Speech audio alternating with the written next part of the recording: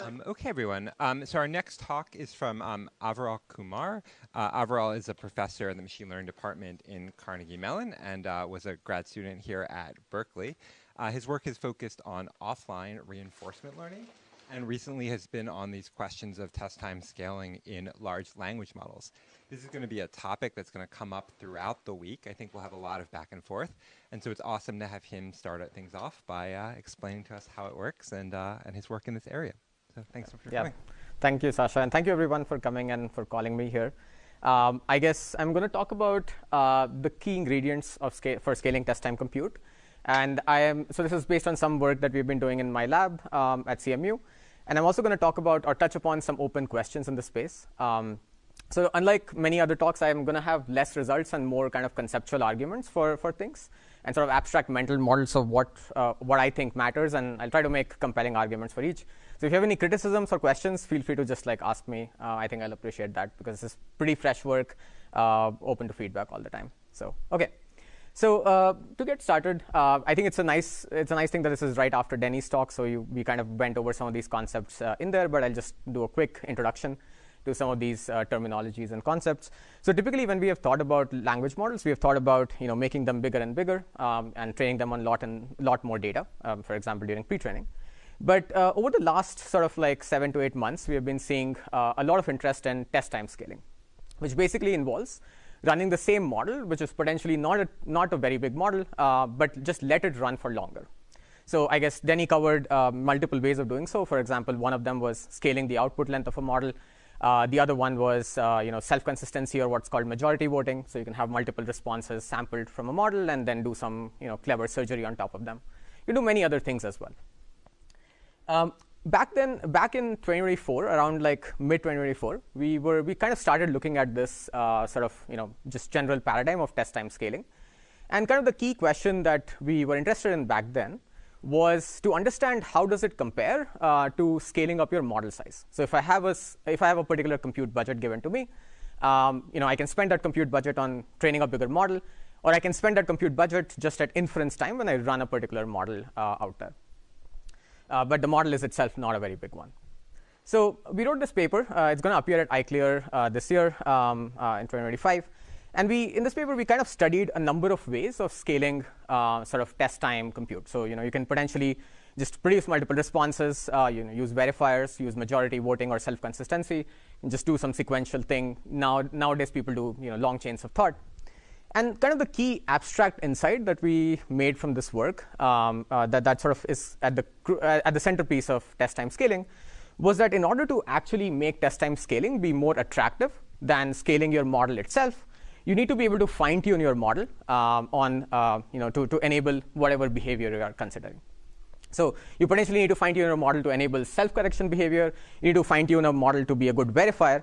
And if you do so, you can actually kind of get this particular conclusion that test time compute on a small model can do better than scaling your model size itself.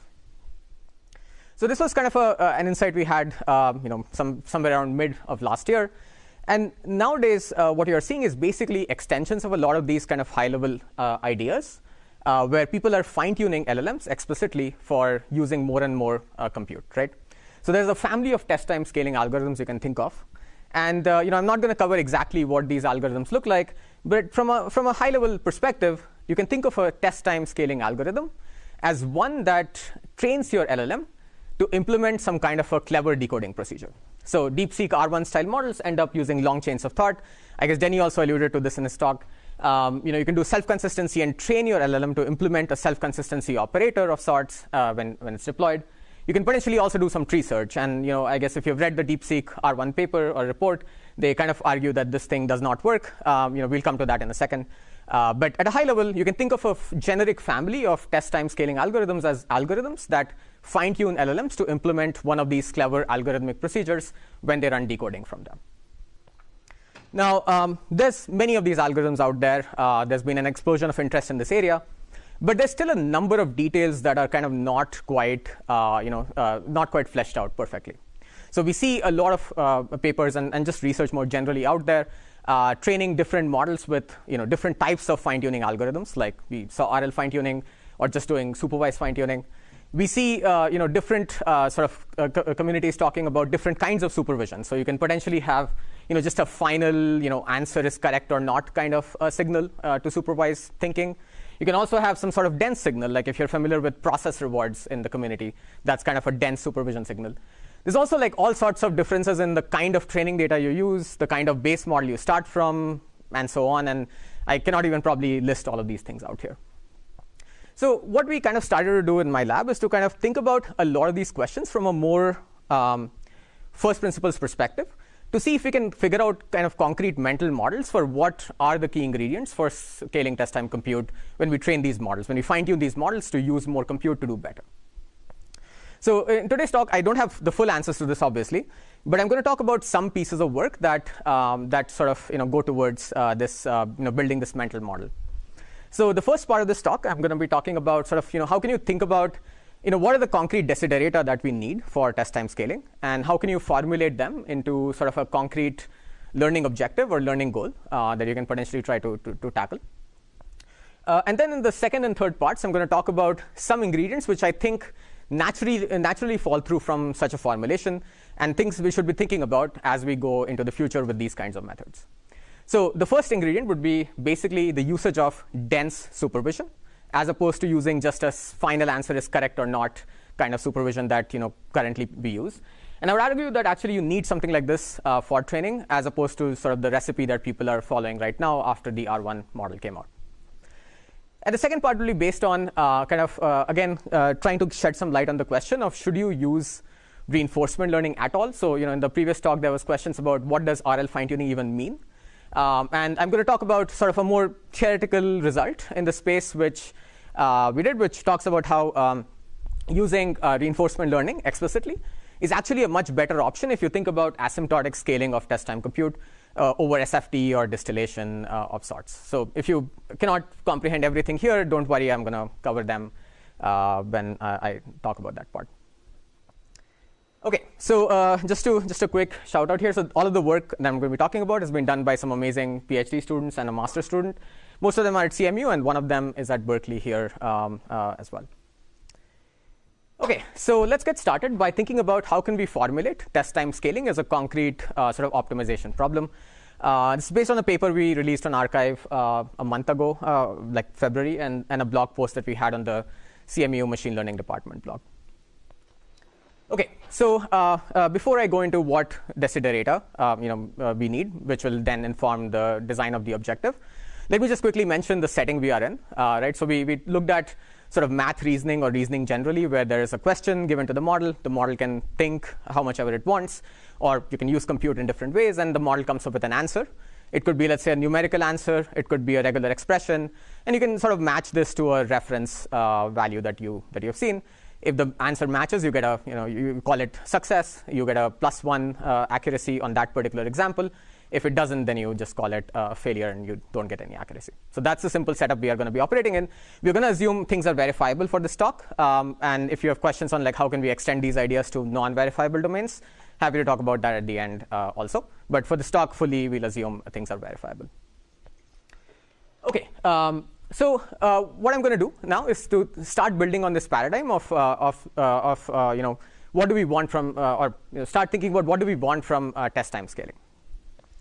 So at a very abstract, intuitive level, if my question that I'm giving to a model is sort of quote unquote easy, meaning just a simple arithmetic calculation, I would want a model to sort of quickly realize that it can spend how much ever little tokens it needs on that question, and come up with the best possible correct answer to this as quickly as possible. So this has been also referred to as like not overthinking in literature. If you have followed the literature since the R1 model came out, you see a lot of these O1 or O series of models, or even sort of other models from other companies. They do end up like thinking a lot for even simple things, and this has been referred to as like not overthinking. In a way, you shouldn't be needing that many tokens overall to be able to come up with the right solution for a very simple problem. On the other hand, for sort of hard problems, like let's say I gave you an IMO question, for instance, you want these models to make progress, right? So pretty much like how humans attack hard problems, you would potentially list out certain strategies. You'll explore different strategies out there. Maybe some of them seem promising. You're going to exploit them. Maybe some of them you're going to try to generate counterexamples to disprove them. and so on until you can actually succeed. So you kind of want to be on track to solving a question as best as you can. So that's kind of what you need on sort of hard problems. And I'm intentionally not defining what or not formalizing these things because I have a particular formalization of these ideas which is going to come up later. But this is kind of the intuitive thing that we want from these models. OK, so so the first question that we can start by asking is like, well, do current models that are trained explicitly for using more test time compute, namely the R1 family of models, because they are the models accessible to academia, do they actually satisfy these desiderata of being efficient and making progress?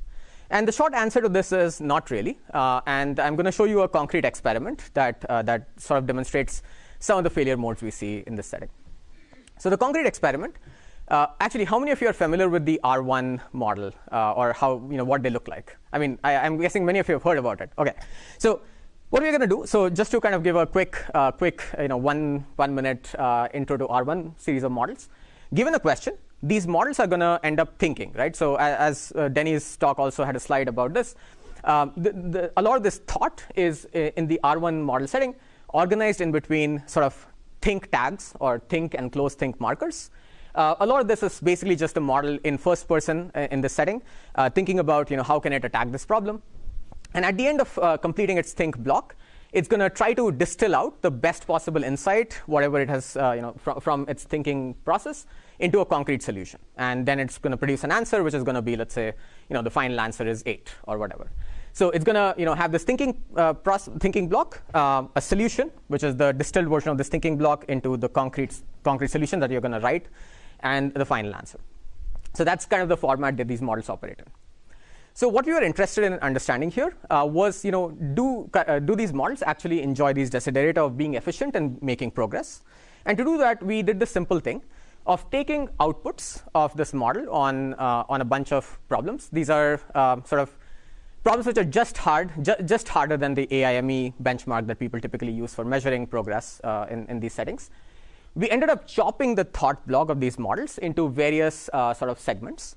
And this chopping is done with a very heuristic, very simple domain-specific heuristic, which is we chop a thinking segment into multiple pieces based on wherever these words that change logic of the output appear. So these models end up producing a bunch of these words like wait or alternatively or something else like let me double check, at which point the model's logic changes. So we kind of thought that a natural way to partition the whole output thought block output of the model is to just partition it at these particular places where these sort of words appear. So we ended up chopping it into multiple pieces. Now we have like 40 pieces, let's say, in our thinking block.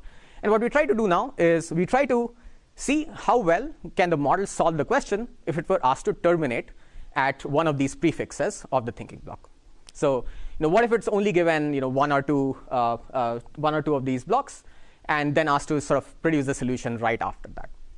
There's some prompting that needs to be done to make sure this is not too unnatural for the model, which is not that important. But the main thing for you to look at here is basically reset the thinking block, cut the thinking process to a particular intermediate point, and ask the model to produce many solutions. OK, any questions on the setup? Yes? Sorry, how do you distinguish between easy and hard problems? That's a good question. So we just look at the average accuracy of the model. That's kind of one thing. The other thing is we looked at OmniMath, and OmniMath comes with difficulty labels. It's a data set which has like human-annotated notions of difficulty. Yeah. Any other? Yeah. Is there any assumption on whether the earlier steps are more important than the later steps? So this is just, we're not training anything. This is just an off-the-shelf model we're trying to understand a bit. So, yeah. Even the off-the-shelf model, right, the way it does the chain of thought could differ, right? Whether it puts the most important branch right So, up front, or it puts yeah. it in the middle. That's a good question. I don't think that I've seen any noticeable patterns like that. But happy to talk about this also later if you are interested. Yes. Yeah. Are these logical segments related to?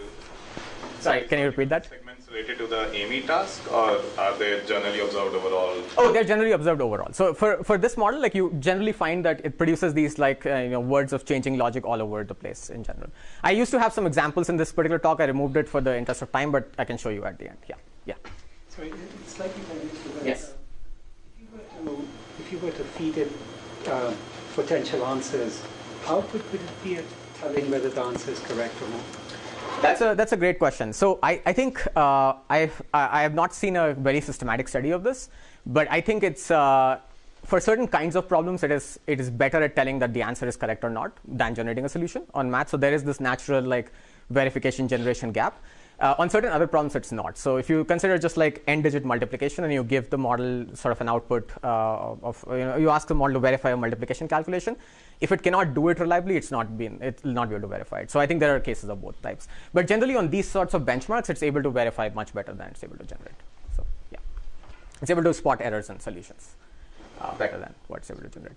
Not run it into in a mode where it quickly does one of these checks, goes back, etc. You can run that, and I actually maybe the thing I'm going to allude to is going to also like talk about, for example, it's going to relate to your question, but this is sort of just the base model this is the typical way people run inference on top of these models. Yeah. Okay, I'll move on, but if you have any questions, happy to also just like answer in the middle. So what we're going to do is we're going to just to recap, chop the thinking block, reset to a prefix, and see generate multiple solutions conditioned on that prefix of the thinking block, this is what we have done so far. So what I'm plotting now, so I just took like a representative set of problems, and what I'm plotting in this plot is the average accuracy that the model gets, that the model generated solutions get when I reset it to different blocks in the thinking trace. So on the x-axis, I'm plotting the number of tokens that appear in these chopped thinking blocks, and these are different points because I can reset it at different places. And on the y-axis, I'm plotting the average accuracy of the model's solutions that it generates conditioned on just that segment of the thinking block. So if you recall from this picture, I could, for a partial thinking trace, I can generate multiple solutions. I'm plotting the average accuracy of them at the number of tokens that the model puts in the thinking block.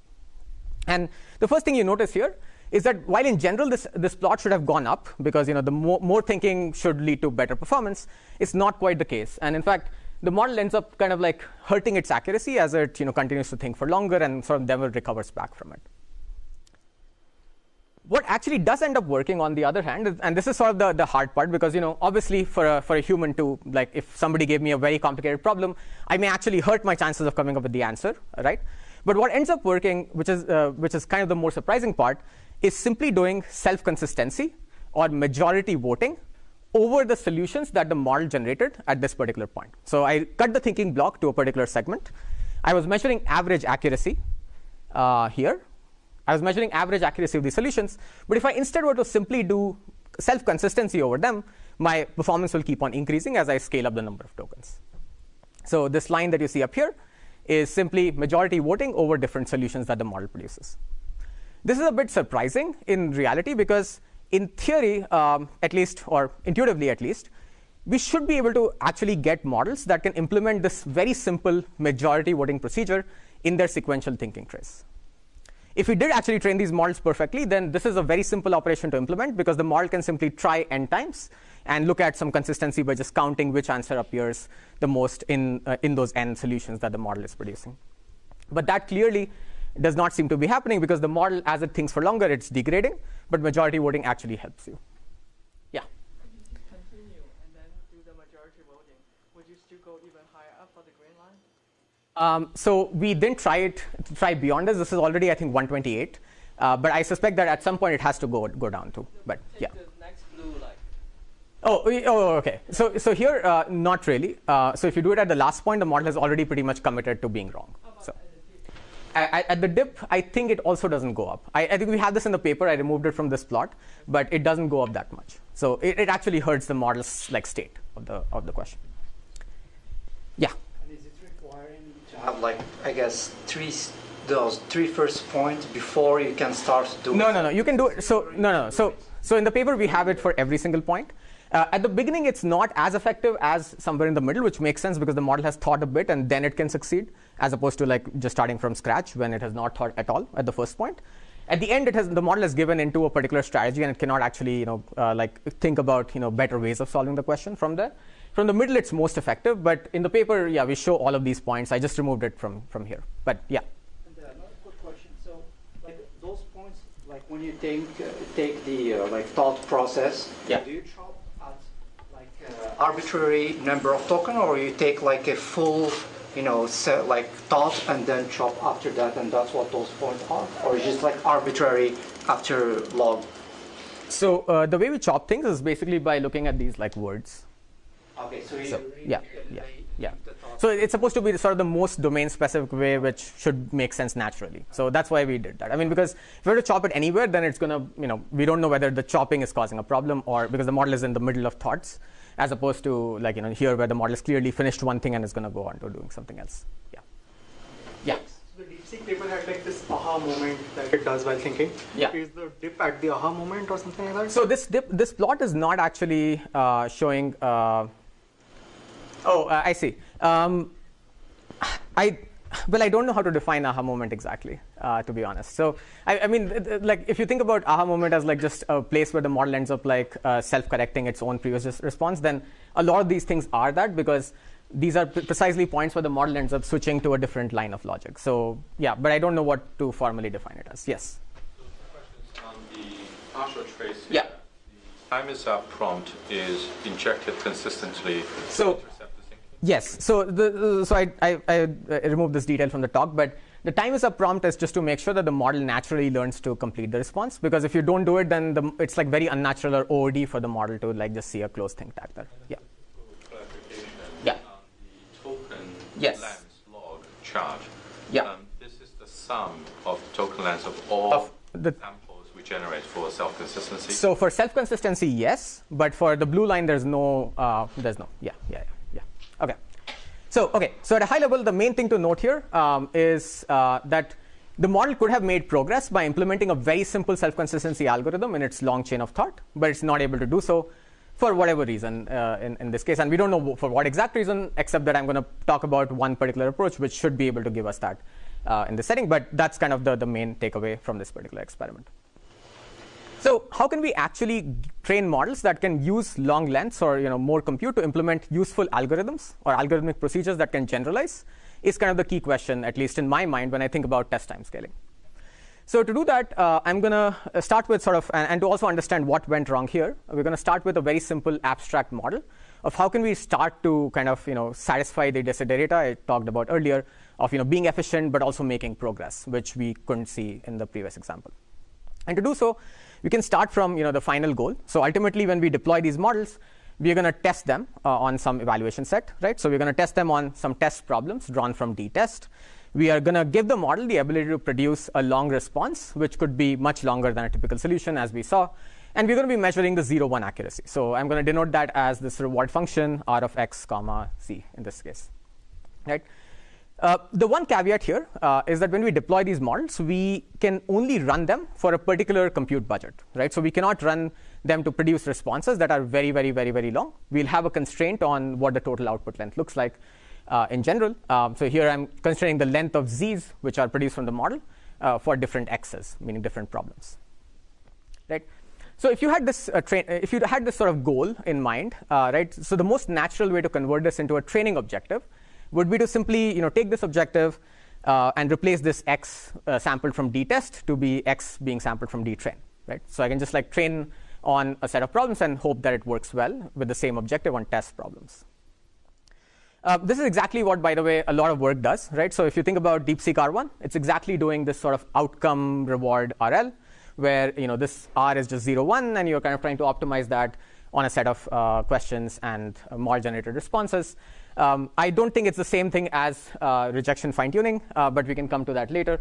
And the other kind of approach, which also Denny alluded to in his talk, is to do the same thing, but with like a more SFT-driven approach. So what you can do is you can collect a bunch of traces. You can filter those traces by correctness of the final answer and try to train the model to maximize likelihood. So rather than trying to train the model to maximize rewards, you train to maximize likelihood on those correct traces. So that's kind of another class of approaches. It's also called STAR, self-taught reasoner, so STAR. So this is what people do currently, right? But the one thing that gets overlooked when you think about these kinds of approaches is that this compute budget, which is kept fixed during the course of training, is a big problem when you think about attaining the desiderata that we saw earlier. So what do I mean by this? So I'm going to show you an illustration that kind of clarifies this. Let's say you are, your allowed compute budget during training is this blue-colored bar that you see up here. And let's say on an easy problem, you have two solutions that your model can generate. One of them is something that like ends quite quickly, very efficiently gets to the right answer. The other one is one that takes a long while and then gets to the right answer. If you just look at the formulation I talked about earlier, where you're maximizing the notion of like correctness in the compute budget that was seen, both of these solutions are going to get rewarded equally, right? Because both of these are good. They all get r of x comma z to be equal to 1. But one of them is clearly more efficient than the other one, which my objective cannot discriminate between. Likewise, I can look at hard problems where my compute budget is something, and maybe I have two traces, one that is on the right track and if only given like a few more tokens could have succeeded, and one that's never on track and is just like just stuck in different ways. Both of these now again don't experience any reward in this particular formulation that we saw. So the simple kind of very basic abstract idea is that the formulation of the learning objective of maximizing final reward is not quite discriminative enough between these two different classes of traces that you see up here. And just setting the compute budget in the right way can basically make or break things for you, right? So if the compute budget is too long, a bad trace, inefficient trace is also rewarded. The compute budget is too short, then a trace that is on track doesn't get rewarded. So what we've been thinking about to kind of fix this issue is to sort of move away from this over-reliance on just like the budget C0 that you're allowing the model, the over-reliance on that budget during your training. And we call this like budget agnostic LLMs or budget agnostic training for test time scaling. The key idea at an abstract level again is to incentivize your model to make progress as opposed to like getting to the right answer and that's it. So what we want the model to do is to sort of incentivize this trace over this other one on an easy question, and this trace still, even though it doesn't ever succeed, on a hard question over this other one, which is not quite on track to succeeding at all. And a simple way to kind of do that now in this setting, which is kind of which kind of brings back some of the old concepts in this whole literature back to the table, is to sort of massage the objective for training in a very simple way. So let's say your training objective was this, maximize 0-1 reward subject to a compute constraint. This was the thing we started off from. What you should do instead is, instead of trying to optimize rewards, you should now try to optimize some other notion of success, which is not just 0-1 correctness, but also consists of a term that quantifies progress. And ideally, this term that quantifies progress is applied on prefixes of your thinking trace. So it's applied on z 0 to I, as opposed to the whole z at once. So maybe your whole response didn't get to the right answer, but you still made progress, and you should actually incentivize it here using this other term. Maybe your whole response, maybe two responses got to the right answer, both of them, but one of them was more efficient. This thing again should capture that. So sort of the simple shift that I'm going to be talking about for a simple shift in the formulation that I would advocate for here is to think about not just not just thinking about maximizing correctness alone, but to think about a dense notion of supervision which guides progress. And as I mentioned, that's the segment of an entire trace that the model produces. Okay, so with this kind of very abstract idea, right? I haven't even talked about like what this means and what do results look like, etc. But from this abstract perspective, there's two big questions that come up. The first one is, well, what should be a concrete design for our PRG or our progress that you should be using, right? So if I care about actually getting things to work, I should be using a particular form of RPRG. So what should that look like from a more machine learning perspective, which is agnostic of the domain that you're operating in? And the second question is, well, how should I be optimizing it, right? So I guess we saw that like people have done optimizing just a 0-1 reward using RL or using SFT of some sort. So what's the right way to optimize this sort of an objective, right? So should you be doing RL at all, or should you just use SFT, or you should do both, or none? Like, are there any trade-offs? And those are precisely the two questions that we'll talk about in the second half of this talk. Okay, any questions so far? Actually, I might have gone a bit faster. So any questions? Yeah. Suppose you have a hard problem. Yeah. Right? How do you take efficiency into account in that case? That's a very good question. So I think you're kind of alluding to the question of like, how do you design a progress reward? I'm going to talk about that in a second. Yeah.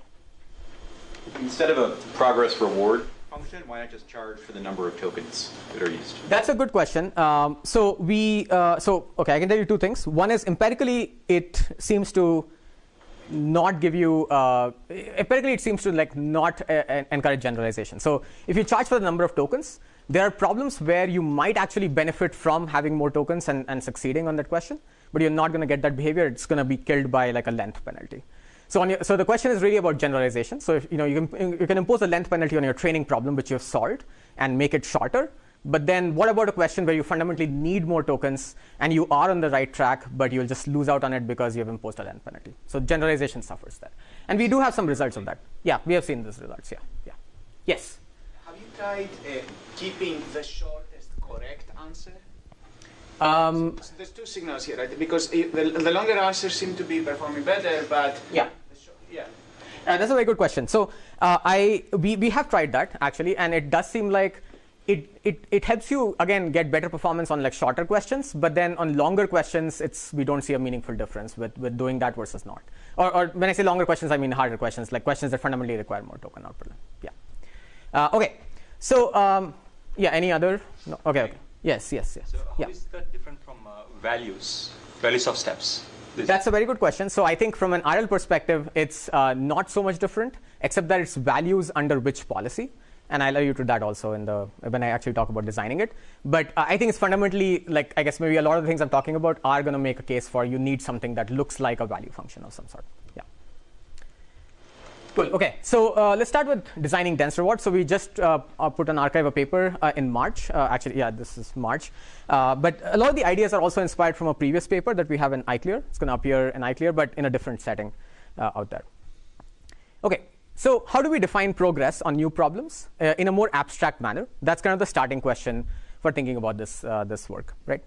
So the simple way to do so is to do the following. So let's say I'm going to make a little visualization that is going to explain some of the ideas. So what I'm going to do is I'm going to plot the test time token budget on the x-axis, and these are sort of those chunks that we saw in the analysis we did in the previous part of the talk.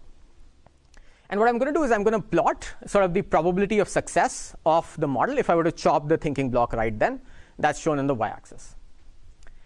Now, as I saw earlier, as I showed you earlier, this particular curve for the R1 model or the models that we are looking at had this weird dip and like it never recovered. But let's say if my curve looks like the following, right? So let's say if my curve were to look like, starting from a very low probability of success, if you eventually get to the final answer and you increase your probability of succeeding to 1, this is somehow a sort of a good curve, right? It's making progress in a way. It's like with more test time computers, it's actually doing better.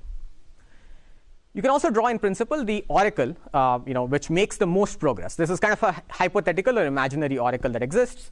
Ideally, maybe it starts off from somewhere which is not too high, but then eventually gets to the right answer, which is realizable in your model class that you are training with. One way to think about now making most progress is to kind of just take this picture and think about this notion of area that you see between your current model's progress curve and your oracle's curve.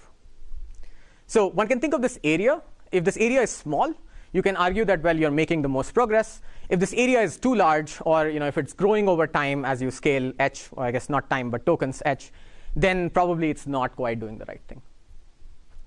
So if you're familiar with concepts in RL, at least that's the area where I come from, this sort of curves are very much present in the whole community, and this area is exactly called cumulative regret. So it's called the regret that you see as your learning algorithm acts with, in this case, it's like acting over more tokens, and this is some notion of like probability of success or reward that the algorithm gets.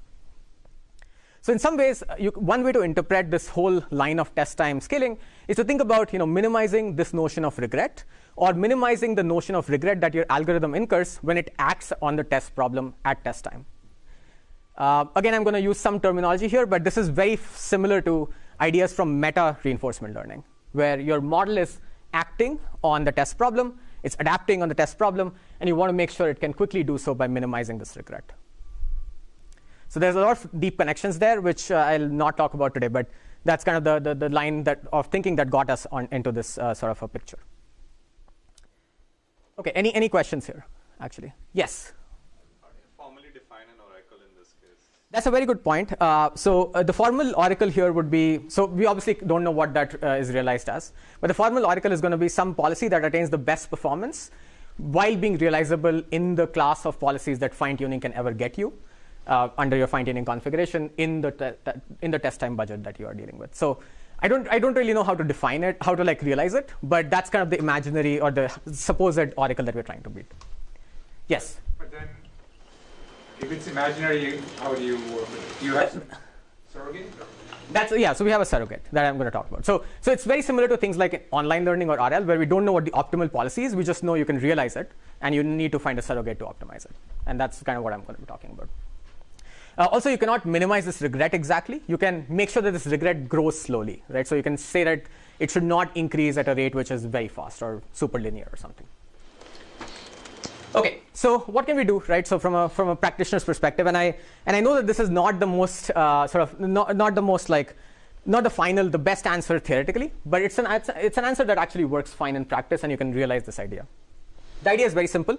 We don't know the oracle in this case, but what we do know is we can think about all of these blocks that the model is producing as episodes that the model takes. So we're going to call it episodes Z1, Z2, Z3, and so on. And what we can do is we can measure this notion of like probability of success at every single point. What we can do now is we can take very simple inspiration from how RL algorithms operate and say, well, rather than trying to think about minimizing this regret, let's try to make sure that the algorithm can as quickly as possible learn the best thing out there. So as long as we can push up the performance of each of these episodes in the best way possible, the hope is that, well, you can eventually, if you can realize this expert in your function class, you should be able to kind of match that expert as you do this over and over.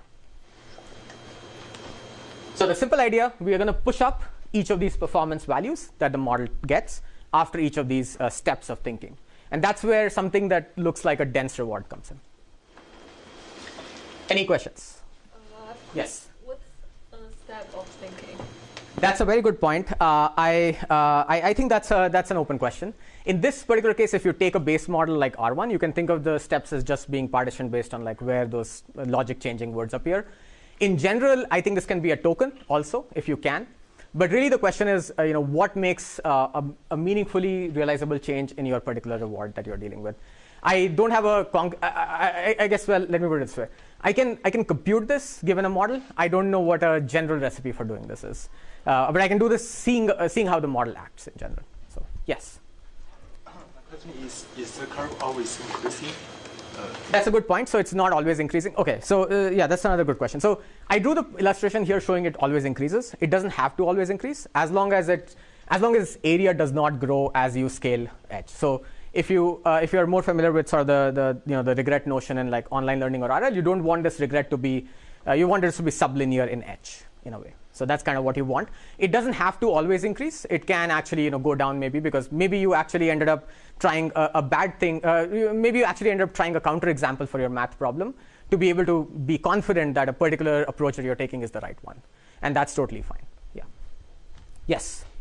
How many episodes are we thinking of having such a scenario? So that's a good point. So initially we did some very simple experiments. So I have some numbers as well. But initially we ended up doing some very simple experiments on top of a not so powerful base model. And we could only train this for 3 episodes. But then we redid some of the things after some of the RL infrastructure for R1 base models kind of improved in the open source community. And now we can do this for up to like 50 or so episodes. So it's still not the best, but ultimately if you think about like just letting models run for longer and even settings like agentic settings where there's environment interaction also involved in the picture, you might want to do it for much longer. So yeah. But yeah, in terms of number of tokens, it's kind of like 16K or so. Yeah. Yes? Are the episodes independent of each other? No, they're not independent of each other. They are actually conditioned on each other, right? So Z2 is generated conditioned on Z1. I'm going to show you the formal expression for the quantity as well. Yeah. Okay. So that's kind of the high-level visualization, right? So how can we do this more in terms of like actually writing on the objective? So I'm going to start with the same 0-1 reward objective that I had before. So this is without any progress reward altogether. You can convert this into policy gradient. I guess Denny also touched upon this. Policy gradient is a simple way to convert right on the gradient of this objective for updating your policy. What does it look like? You simply sample from your own model, but then do this grad log pi thingy inside of it. And here I have like just divided it based on, so just for this objective, I've written down, use the fact that the probability multiplies for each episode, and written down the summed up version of this expression. And there's a grad log pi in there. It's still multiplied by the 0-1 outcome reward. What we can do, so this is over episodes, the summation in this case, over these z's that we were talking about. What you can do now is you can simply add this notion of progress reward to the gradient. And why am I doing this on the gradient and why not at the objective? It's just because if I wanted to write down the actual objective, it will look a little bit more clunky in math notation. So I thought I'll just write the gradient of it, and we can always backwork the objective if we need to. But the intuitions remain the same. So what we're going to do is we're going to add the progress reward for each of the terms in this setting. So we're going to do r of x comma z, and this alpha is the multiplying factor on your progress reward, rprg of x, z 0 to j. So the sum over j, the term that corresponds to zj, consists of progress reward z 0 to j that appears in here. So it's simply this particular term that we added onto the standard policy gradient. Okay, so now turns out that if you take this particular objective or take this particular gradient, what we were doing so far was using this notion of accuracy of the model when it's asked to terminate at a particular j as this notion of progress reward, right? That was shown in the picture where we said, well, you're going to push up the accuracy. What you can also do is you can write a more general version of this sort of an idea, and that's the thing that we use in practice. So the general version is shown in this formula, and I'm happy to spend time on this formula to make sure it's very clear. It looks like the following, right? It looks like, so what is JR? JR is the accuracy of a model on that particular question. So it's a difference of two accuracies. The first thing to notice now is these two accuracies, these are accuracies of some model mu that's being put in here, and the conditioning variable here is z 0 to j in one term and z 0 to j minus 1 in the other. So what am I looking at abstractly? It's some kind of a difference of accuracies of some model mu when it's shown all the z's or all the segments until j, and when it's only shown all the segments until j minus 1. So it's leaving aside zj or just the jth segment away from the second term. Yes? So there's some type mismatch I'm not getting. Yes. So mixing up probabilities, which is what intuitively is happening with the last term, versus log probabilities. So the gradients, they're not kind of matched. There's a type mismatch. One is gradient of the log probability, so it's scaled down. That's just how policy gradient works. Yeah, I mean, or actually, would you? Maybe I didn't understand that exactly. I guess, people are free to optimize whatever they like, but I'm just. Okay, yeah. So maybe the way to think about. So when you say probabilities, you mean accuracy is a probability. So. Oh, okay. Yeah. So. Oh,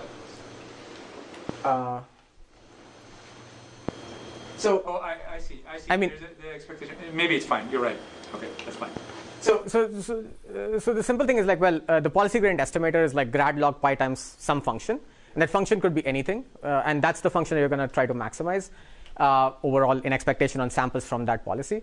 So what I did was I simply added this expression inside of it, and it's going to introduce a particular change in the actual objective, but that actual objective will not have grad log pi in it. I mean, the objective whose gradient is being taken will not have log pi inside of it because of the policy gradient estimate. Yeah.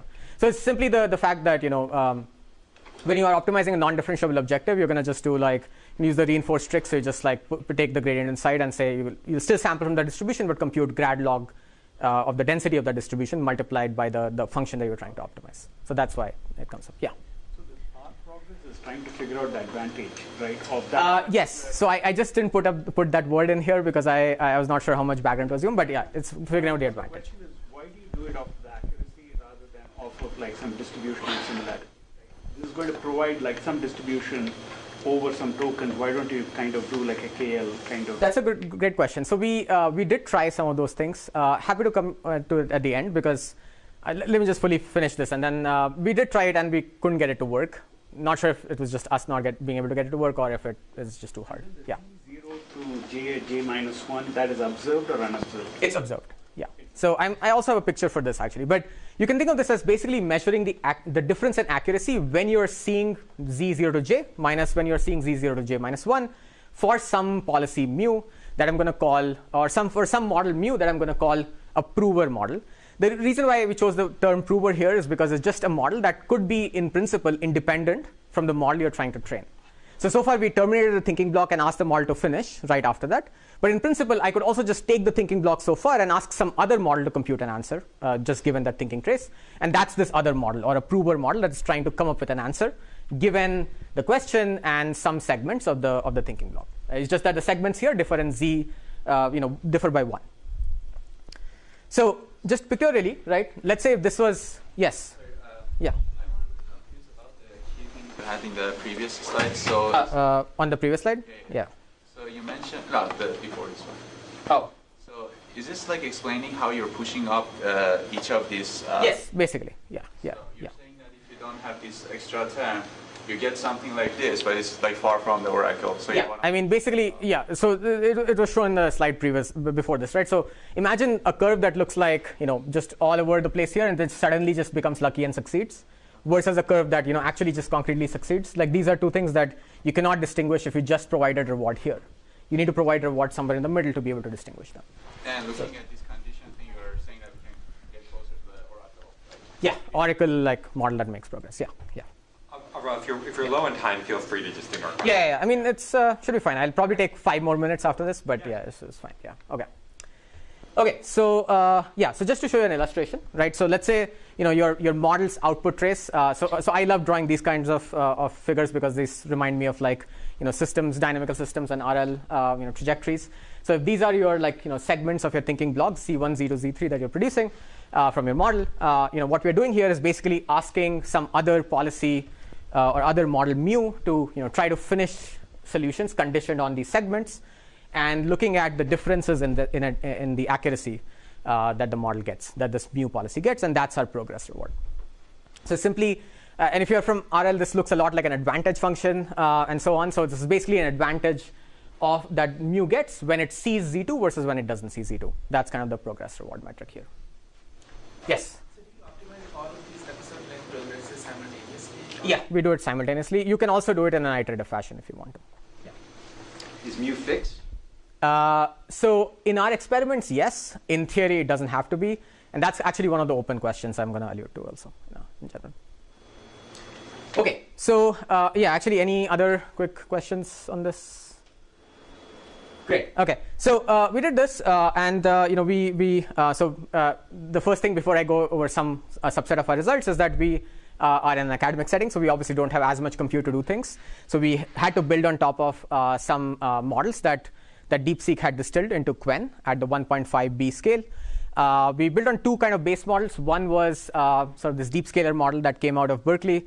It's a nice project that you can build on top of if you want to investigate algorithm design choices for RL. And the other one is just the DeepSeek distilled model into Qwen 1.5B. And we trained this on two different kinds of data sets. One is kind of more general math problem data set. The other one is sort of specifically on hard AIME-like questions, because this model, which has already been trained with RL, is pretty good on easy questions, so it's not going to benefit much from training on top again. But what we found was, in general, on different types of benchmarks like AIME 2024, 2025, AMC, there's many more in the paper as well. You do find that training with this approach of using dense rewards that we call MRT, or meta reinforcement fine tuning.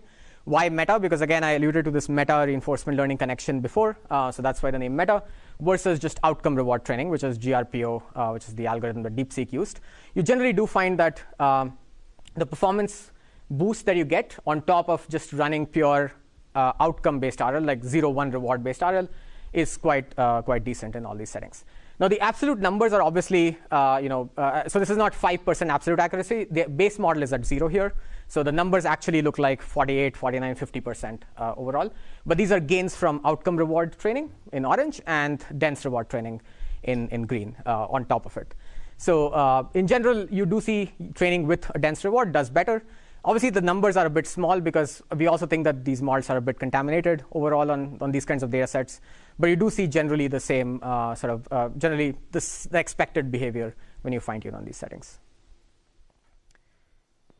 Okay, so there's more results in the paper that I didn't talk about, but there's some very good open questions. So I figured I'll just put this slide because this is a workshop on open questions as well, or the future as well. But there's some good open questions about computational cost of this approach, for instance. So we talked about like doing rollouts from mu to estimate these rewards. But what's the cost of them? Is that actually a good thing to do if you care about the total computation spent? And I argue that the answer is yes. I don't have a proof for this, but we had a previous work that actually showed that you can get benefits even if you invest the same amount of compute if you use dense rewards versus not. And this benefit comes on hard problems, which your model cannot actually solve that well. This benefit, I'm just going to say it, it's not very concrete here, but the benefit really stems from better exploration or better discovery of better solutions as opposed to like, just hovering around in the same little ball around the kinds of solutions your model or that your base model can produce. So that's one of the reasons why I think this sort of an approach should scale further and further overall as you do it better. The other one is this choice of the mu policy that determines the progress reward. We took a fairly arbitrary mu policy, which was just another model in our experiments. But turns out that you can actually even theoretically argue what should be the right desiderata for choosing mu to enable maximal improvement. So you can write down, and this is kind of there in our previous paper that I'm also not going to cover here, but like you can write down like a guarantee that shows that the improvement in the performance of your learner will be lower bounded by how well can mu discriminate between different actions or different steps or different episodes that are equally likely under your current policy. So it looks like a variance optimization condition, but if you're interested, I'm happy to also discuss this at the end. And if you do it that way, if you can pose it as a learning problem as well, you can probably do much better, is my conjecture here. So that's kind of another question here. And finally, I talked about like actually adding a progress reward term.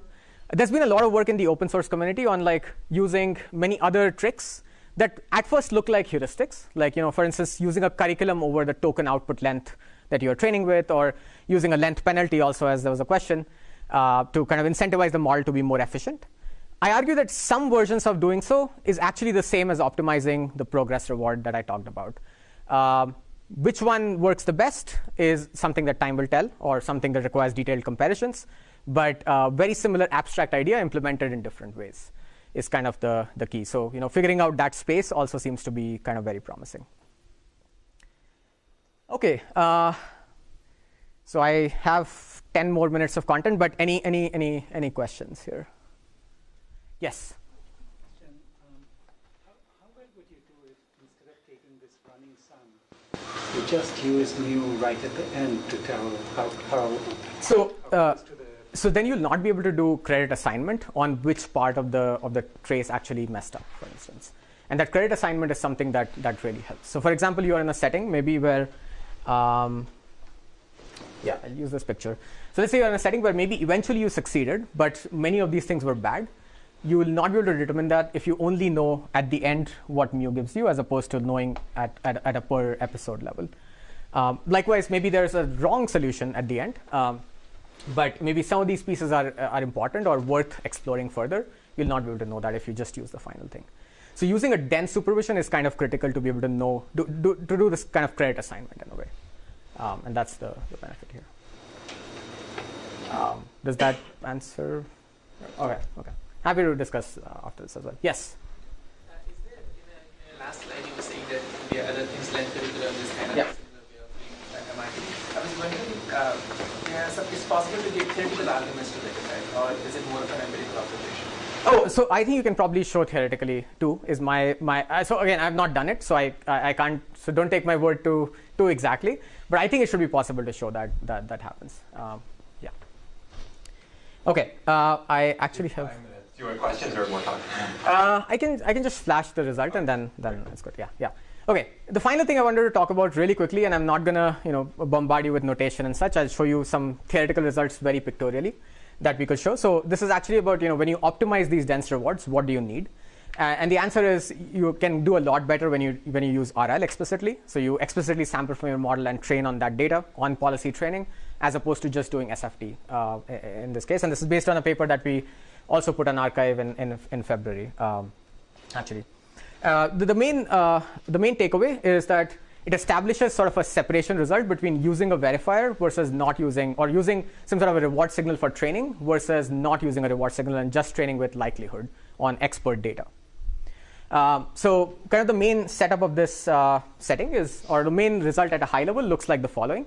It says that when your base LLM that you're starting to fine tune satisfies certain criteria that I'll show you pictorially also after this, after 2 slides, then the performance that you get as you scale up your test time output budget looks like the following for RL style methods and SFT style methods. So it looks like, so obviously, if you're doing things in a sane way, statistically you should be able to get better performance as you scale test time compute for any method.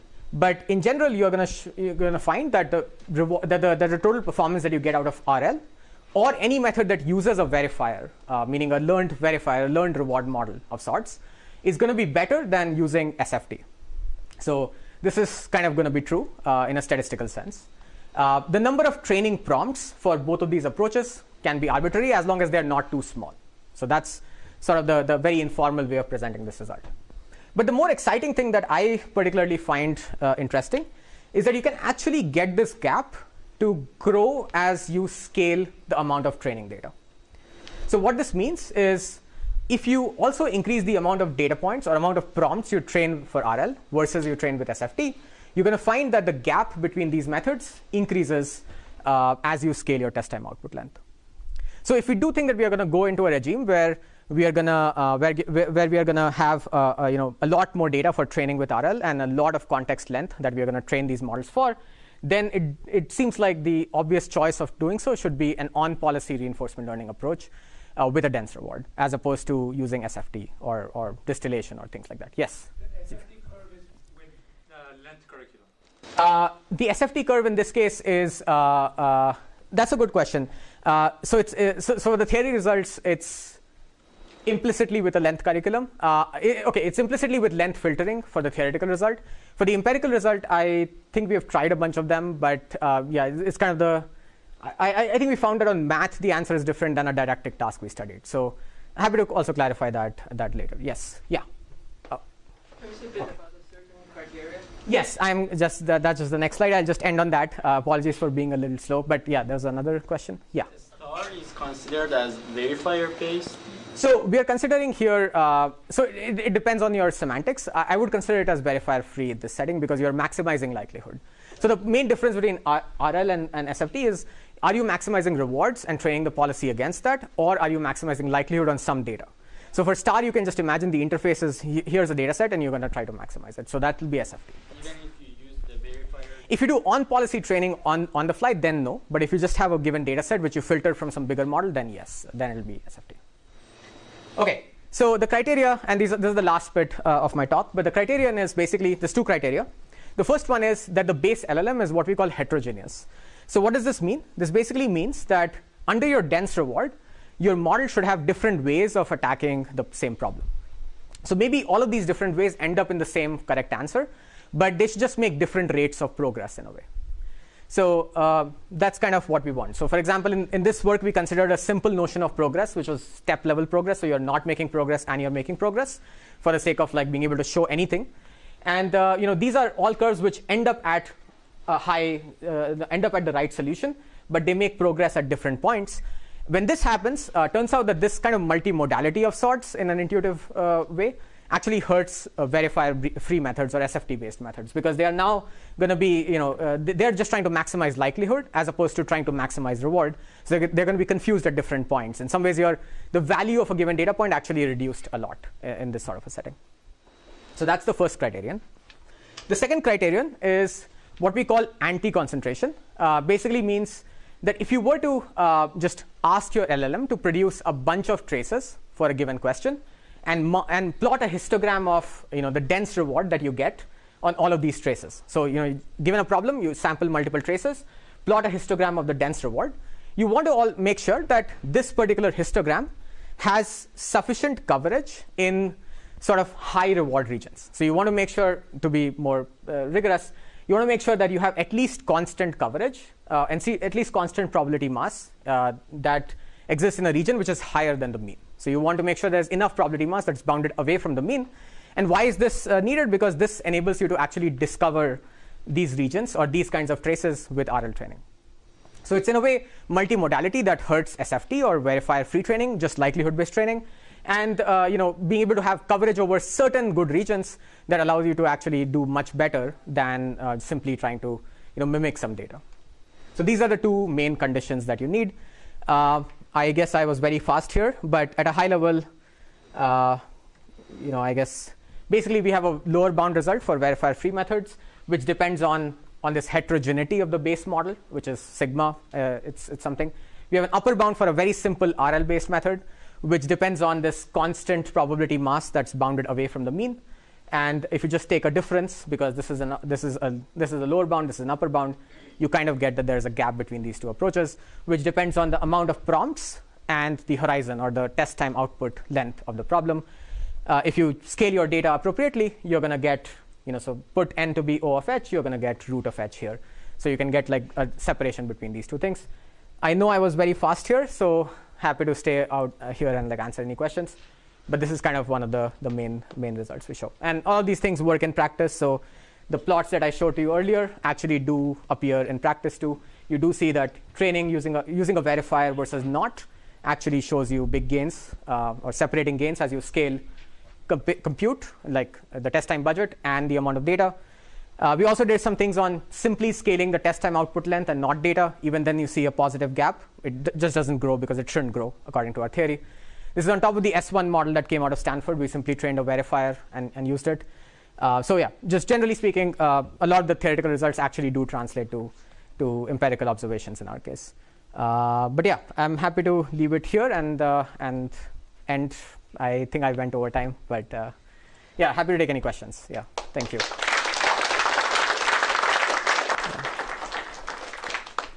Okay, I think we're going to skip questions, but we're going to restart again at 1:30. I'm sure Aviral can stick around. Yes, I can stick around, so if you have any questions, just cool. Two more great talks this afternoon and a reception, so come on back.